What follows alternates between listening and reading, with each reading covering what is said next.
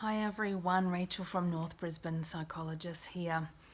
Today I want to make a video about a topic that I can't believe I've not made a video about yet. I know we've posted about it here on our Facebook page, but the topic is mindful self-compassion. I often say to my clients this exact sentence. I say, I cannot say enough about the value of mindful self-compassion.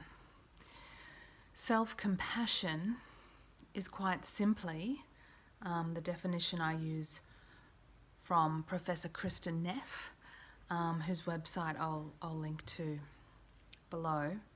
She says, in self-compassion we give ourselves the same kindness and care that we would give to a good friend. It sounds so simple when you hear it that way. But our minds can be so full of self-doubt and self-judgment and self-criticism and even self-hatred and self-loathing, all of the internalized voices from the adults who criticized us when we were young, parents, teachers, others, all of the internalized messages that we got, that we interpreted from how they treated us. We thought, well, we mustn't be good enough. We must be shameful, we mustn't be lovable, our needs must not matter, our feelings must not matter if we weren't treated as if they did. And so we all have layers and layers and layers of unconscious core beliefs that say we don't deserve love, we don't deserve to be seen and to be heard, to be understood. We're not acceptable, we're not lovable, we're not okay just as we are. All of us have this, and these unconscious beliefs, these voices, they are triggered and activated so easily sometimes. So the remedy for this is not more self-judgment and more shame and more self-criticism. Oh, you shouldn't feel this way, get over it, or just have to accept it. You're just crap at your job, or you're a terrible friend, or you're a horrible partner, or you're just an awful human being.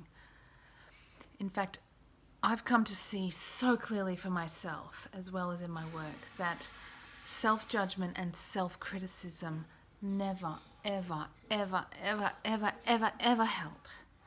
I think that it's seductive to think they do, though, when we try to motivate ourselves to change in some way. We think that if we beat up on ourselves, then we'll change, because that's how the adults in our lives tried to get us to change when we were younger, through punishment, through criticism, through judgment, through shame. It sort of kind of worked because we did change out of fear. But I've come to see that if you want to change, if you want to say sorry to someone, if you want to correct or fix a mistake that you've made, or reflect and learn so that you can grow and change, you don't need self-judgment and self-criticism. I've come to see that, in fact, you can achieve everything in your life in the spirit of self-compassion. Everything. Even change, even humility, apologies, growth, even massive personal change can happen in the spirit of self-compassion. We don't need self-blame any longer. Isn't that great to know?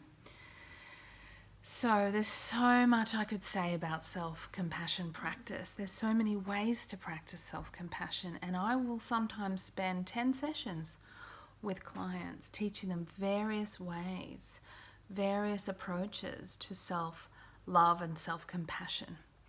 And I love it when I see that eventually they get it. Like, I am allowed to, be kind to myself. I'm allowed to feel for myself. I am allowed to accept myself and have compassion for myself. But I will start, in terms of offering you resources, I will start with Professor Kristin Neff's website, selfcompassion.org.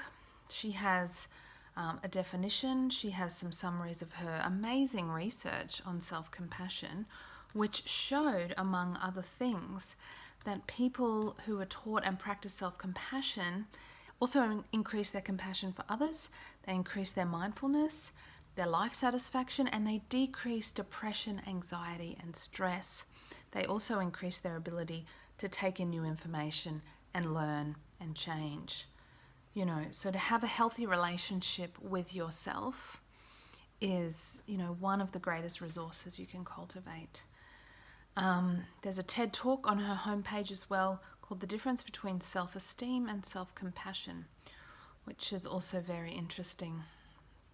So I won't say too much more about it, although I could talk about it for hours. I want to finish by reading you a poem, not by Kristin Neff, but by Leah Pearlman.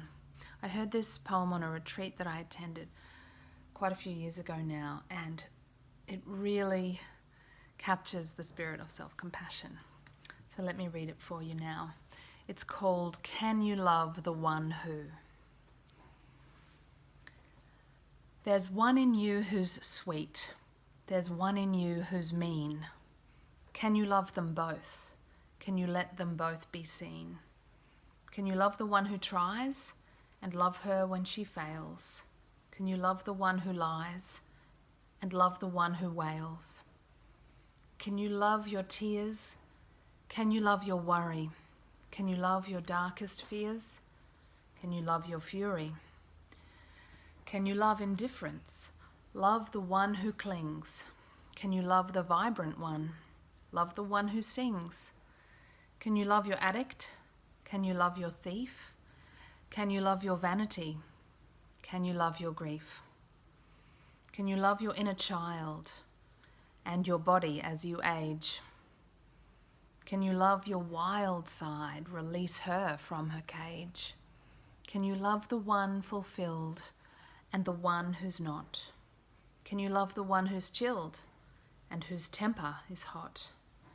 Can you love the weakling, the one who's sometimes sick? Can you love the warrior who fights through thin and thick? Can you love your crazy? Can you love your sane? Can you love your foolish heart and love your scattered brain? There's one in you who's bored and one who's often stressed. Can you love them both at once? And she who tries her best. And if the answer's no to some of the above, then can you love the one in you who's learning how to love? So that's Can You Love the One Who by Leah Pearlman. If you'd like any more information about self-compassion and self-compassion practice and self-compassion therapy, please feel free to ask in the questions below.